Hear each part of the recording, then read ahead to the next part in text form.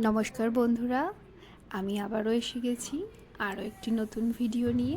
আর এই ভিডিওয় তোমাদের সবাইকে স্বাগত। সামনেই আসছে জগন্নাথ দেবের রথযাত্রা। আর রথযাত্রা উপলক্ষে বাঙালির ঘরে তো মিষ্টির আনাগোনা লেগেই থাকে। আর সেই উপলক্ষে আমি আজকে নিয়ে এসেছি তোমাদের কাছে গজার রেসিপি। তার জন্য প্রথমে 2 কাপ মতো ময়দা নিয়ে নিয়েছি। আর ময়দার মধ্যে দিয়ে দিয়েছি বেশ ভালো পরিমাণে ময়াম দেওয়ার পর মাখার পর এইবার আমি দিয়ে দিলাম জল। এবার জল দিয়ে ভালো করে ময়দাটা মেখে একটা ডো বানিয়ে নেব। অ্যাকচুয়ালি আমরা লুচি পরোটা যেভাবে বানাই সেই রকম যে ডো হয়, এটাও ঠিক একইভাবে একটা ডো বানিয়ে নেব। শুধু এতে ময়ামটা একটু বেশি হবে যাতে এটা একটু মুচমুচে মানে খাস্তা ব্যাপারটা যেন থাকে। এইবার আমি প্রত্যেকটা ডো থেকে এই রকম ছোট ছোট করে সমান পরিমাণে লেচি কেটে নেব।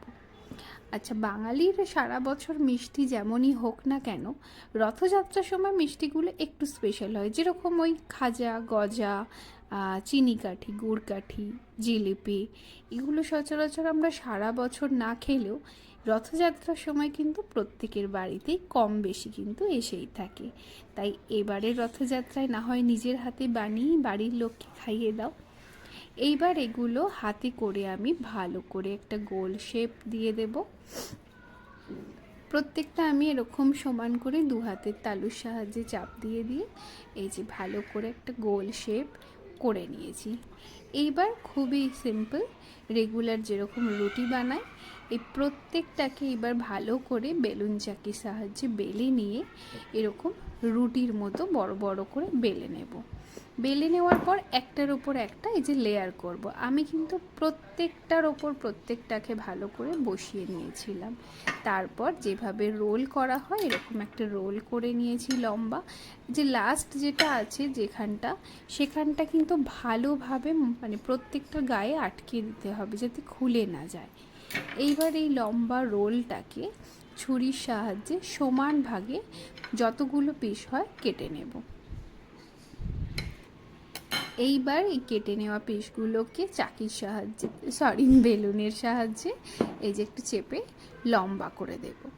দেখো গজা যেরকম শেপ হয়, ভিতরে যেরকম ভাঁজ হয় সেরকমই রিং রিং টাইপের ভাঁজ হয়েছে। এরপর সাদা তেল দিয়ে ভালো করে ডুবো তেলে এটা লাল লাল করে ভালো করে ভেজে নেব।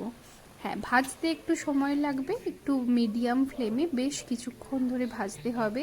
যখন দেখবে জিনিসগুলো একটু হালকা হয়ে গেছে, একটু ভেসে উঠেছে আর কালারটা এরকম চেঞ্জ হয়ে গেছে, এই যে আমাদের গজা একেবারে রেডি হয়ে গেছে।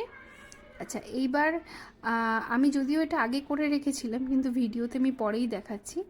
এই যে চিনির শিরা আমার কাছে এক্সট্রা শিরা করে রাখা আছে, আমি তবু ভিডিওর জন্য আবার এটা করছি। চিনির শিরা বানিয়ে নিয়ে ঠান্ডা করে তার মধ্যে এরকম ডুবিয়ে নেব।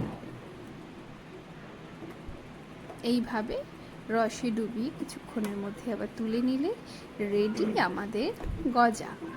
তোমরাও প্রত্যেকে খাও আর এই রথযাত্রা সবার খুব ভালো কাটুক।